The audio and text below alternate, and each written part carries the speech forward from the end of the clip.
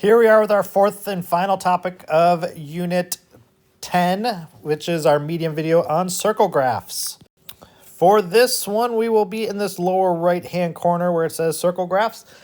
We have 3 examples, and I'll tell you exactly what a circle graph is and what we do with it.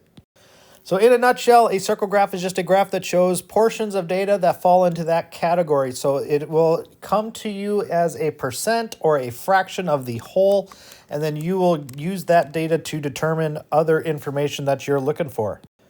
In our first example, we are asked to arrange the list from the dog that eats the least to the dog that eats the most, based on this circle graph that is given to us in the picture. So what I'm looking at is the percents.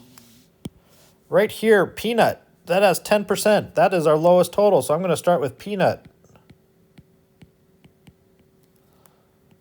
Next up, we have Scooter at 15%, so Scooter comes next. Then we go over to 20%, that is Fuzzy. That one's the next dog.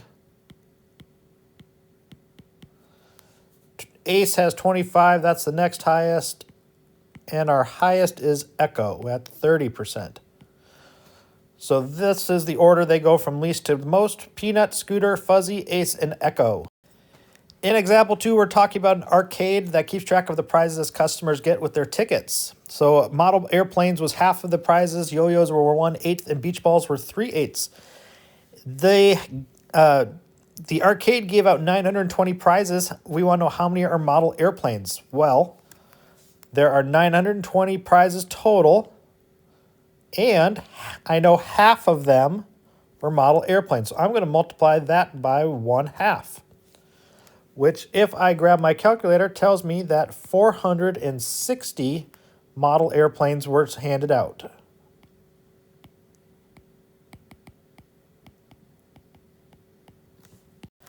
And for our last example, we have Andrew and his friends taking a poll of their favorite flowers. If they surveyed 40 people, how many voted for azaleas? So azaleas is 15%. So I need 15% of 40.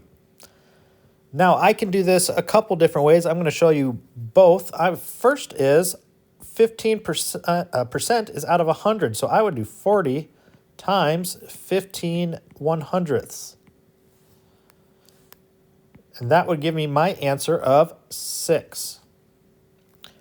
I could also do 40 times 0.15, which is 15% as a decimal.